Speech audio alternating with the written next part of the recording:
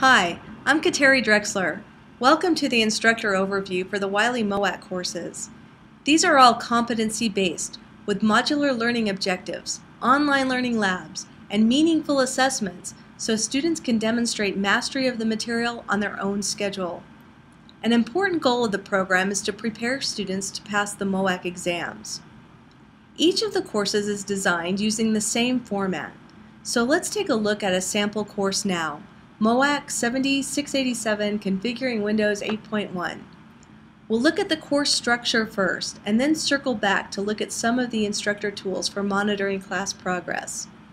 When you sign into the course, you'll see a welcome video from our subject matter expert Keith Hurl with a transcript beneath it. This course is divided into 6 different modules, each of which is structured in exactly the same way. So let's take an in-depth look now at one of those. Each module will begin with a 10-question pre-quiz. This is to assess a student's current knowledge and also to help prepare them for the content ahead. I have already taken this quiz a number of times and have not done that well on it. After a student takes a pre-quiz, they can proceed through the material in the unit. They're also welcome to take the pre-quiz as many times as they wish. So let's try that again now so I can demonstrate how the quizzes work. I can click through the questions, click answers on each one of them, or I can skip the questions entirely. So let's say I want to skip question number 3.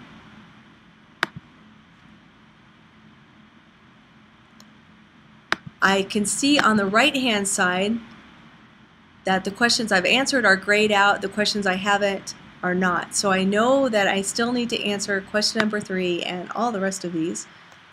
So I can navigate back to question number 3 just by clicking on it. And then I can continue on with the rest of the quiz.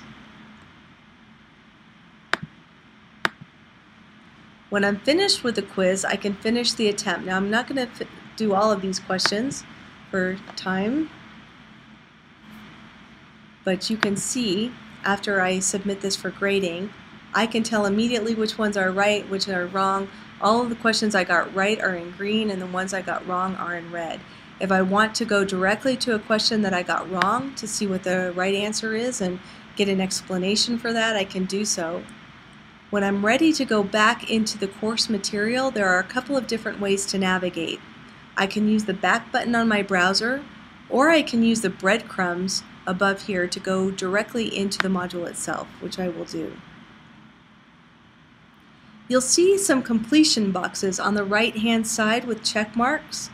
When a student views a resource, the checkbox completes. We can see which students have accessed which resources, and we'll take a look at how to do that in a moment. Each module begins with exam competencies, so students can understand what will be covered on the exam itself. Module 1 in this course has 3 separate lessons, and each lesson begins with an introduction. The objectives associated with the lesson are also listed. And then we get some real-world applications of the content in the lesson from our subject matter expert. And a written explanation of the case study that he goes over is also provided. There are a number of different features that are broken out within each lesson, including Ask Yourself. These are questions to get students thinking about what they would do in real-world scenarios. A vital source reading is also provided for each lesson. If I click on this, it will take me directly to the chapter covered. So here's what I will see. This is lesson 1 itself. I can navigate to other lessons if I want to continue on from here. I can also navigate through this lesson by using the arrow above or go directly to a page number by putting the page number in here and clicking go. So continuing on for the rest of the resources, I see a PowerPoint presentation. This is the same kind of PowerPoint presentation that an instructor might use in a classroom. So I can click through this and see all of the different slides. And then each lesson also contains a virtual lab using Windows 8.1. So if I click to open the instructions on the lab, this will come up as a pop-up. Now I can use this pop-up and navigate between that and the lab itself and get some detailed instructions for completing the lab. So if I want to click on the lab right now, I can click on this and it will take me to the moac lab itself. Now you'll notice here that this looks exactly like a desktop would. So when I can go back and forth and look at the detailed instructions for completing the lab, and then I can complete it.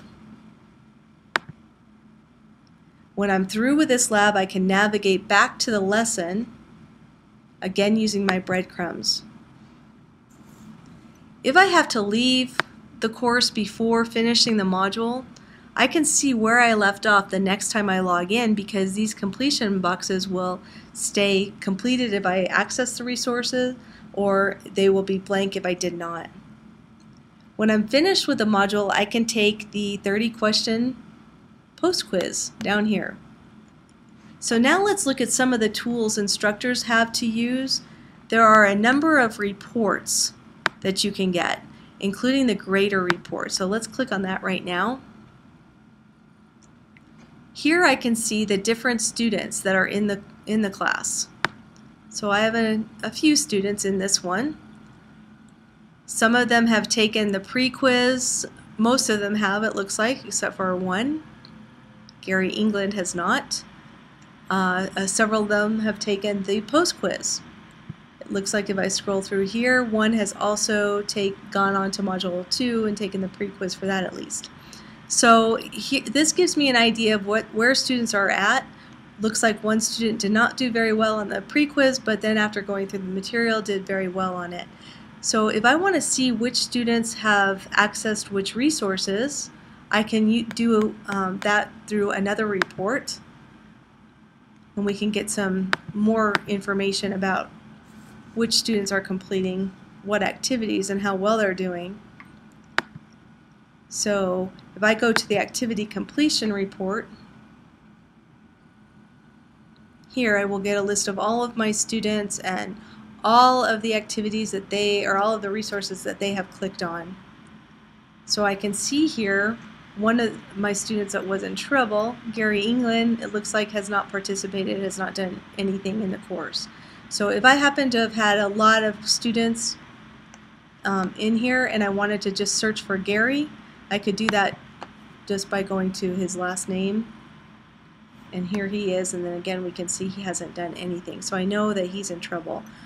There are a couple of different other ways to look and see whether students are in trouble. We can look at the grade summary here to look at the class as a whole.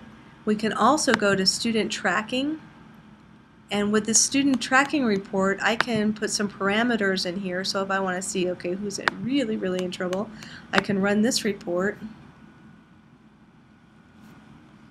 and see which students I need to reach out to. So this gives you an overview of the course itself, and then some of the things that you can look at through the different reports. And we really thank you for your interest in this. We're very excited about this program, and we hope you are too. So thanks so much for listening.